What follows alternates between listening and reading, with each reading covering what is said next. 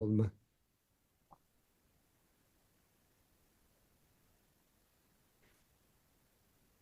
Right. So, greetings everyone from cold and rainy Sweden.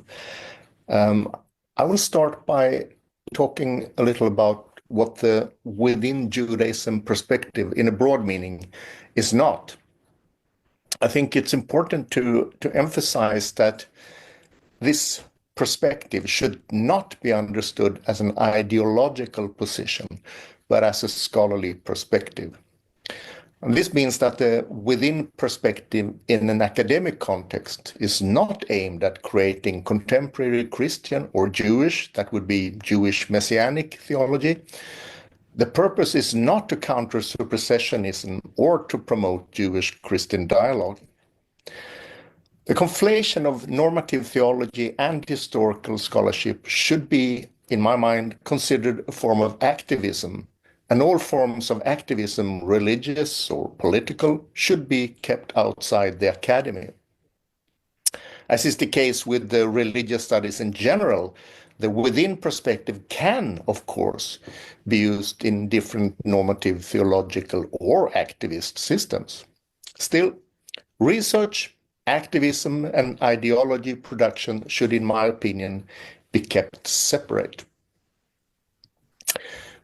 And the fact that the within perspective is a scholarly perspective also means it should be subjected to critical scrutiny.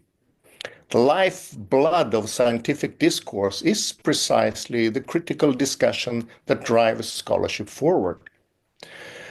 But it's essential that such critical discussions also takes place in the scientific arena. The fact that a within Judaism perspective may pose a threat to particular manifestations of Christian theology or is perceived to threaten Jewish identity is not a legitimate reason to criticize or reject it. The reasons why this often happens can, of course, be found in the history of Jewish-Christian relations, which has been complicated, to put it mildly. I think we need to be aware of the fact that the within Judaism perspective is an extremely sensitive area and is constantly influenced by extra scientific aspects, which complicates the discussion. Both Christian and Jewish identities are challenged and perhaps also threatened by research that problematizes a long historical development where there traditionally have been nice, clear boundaries. It's never fun when life becomes too complex. The most severe criticism has come from more traditionally oriented theological circles, especially regarding the experiment to place Paul within Judaism. But it would be a mistake to imply that representatives of a within Judaism perspective are free from various ideological considerations. So, the within Judaism perspective would benefit from greater theoretical precision and a fair amount of self-examination. So, how to understand the within Judaism perspective? I think the aim is simply to gain a better and more accurate historical understanding of the origins of the Jesus movement, its place in ancient society, its development, and its relationship to emerging Christianity.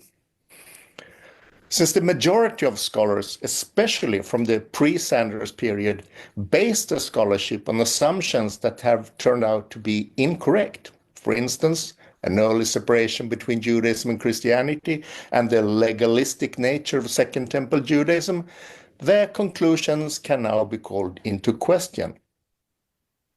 So in many ways, the separation between Judaism and Christianity motivates the emergence of the within Judaism perspective.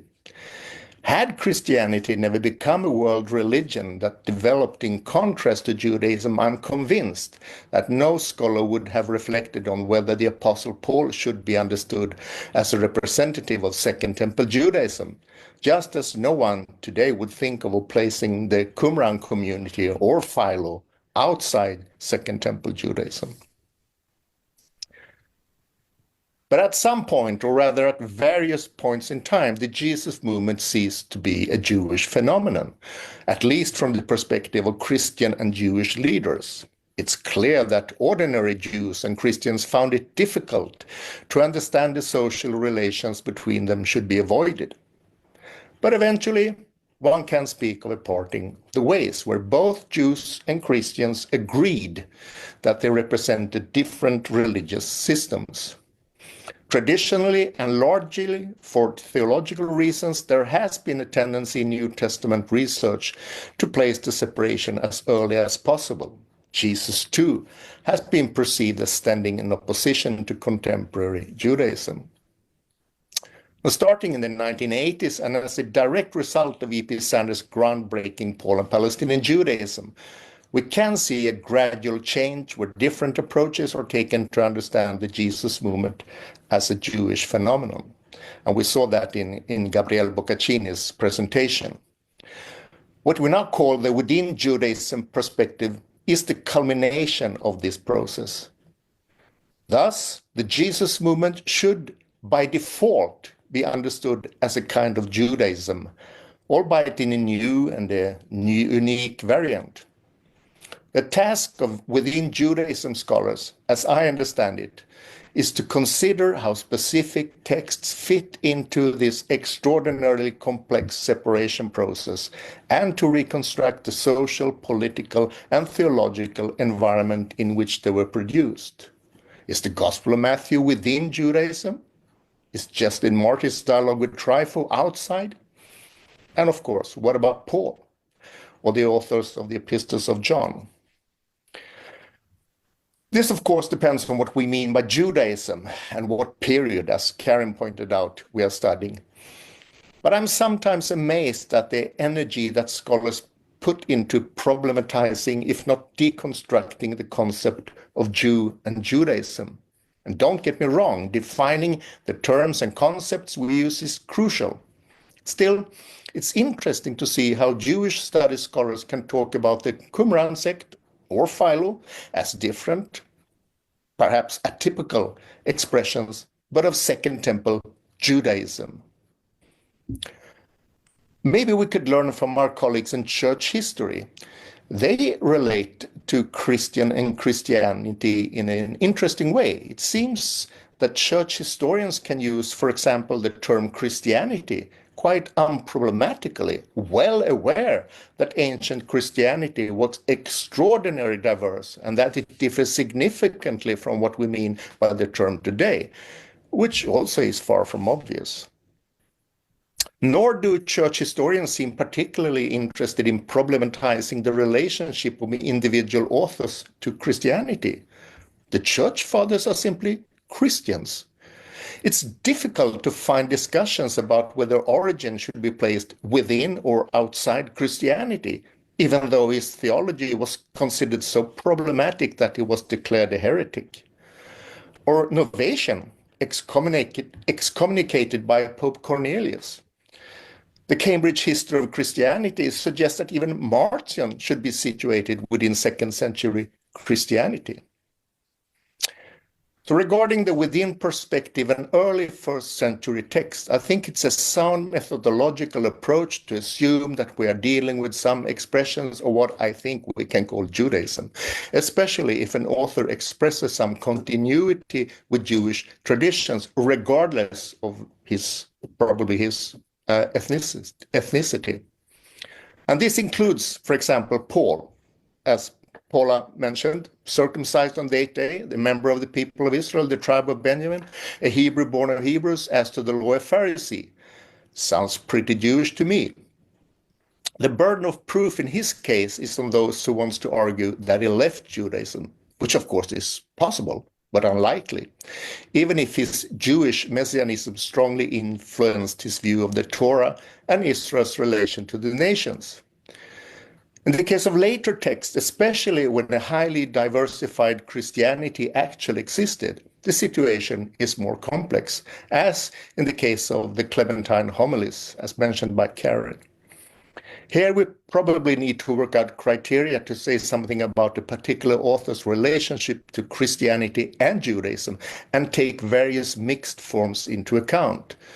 The problem, especially in later texts, is that the choice is not only between within or outside Judaism. The main theoretical merit of the within perspective lies in the ambition to decolonize not least the New Testament text, that is, to liberate them from the interpretative primacy of the Christian church. At the same time, there must be a theoretical development. What does it mean that a text is within or without Judaism? When is it not? What does an author's self-identification mean? What do we do when this is lacking? Can a text be both Jewish and Christian?